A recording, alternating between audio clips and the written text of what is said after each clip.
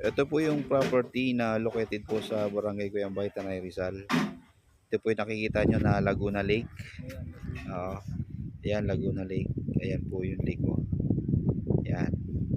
Tapos, ayan po yung mountain view ng Cuyambay, Tanay Rizal. Tapos, gaya na nakikita nyo, yung lupa po niyan, hindi po siya masyadong malalim.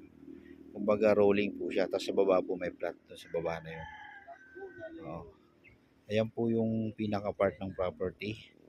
So 5 hectares po to. Ayan. Tapos along Marilake. Mga ilang kaya po yung frontage dito sa highway? Ayan po yung frontage. Ayan po yung property. 5 hectares no.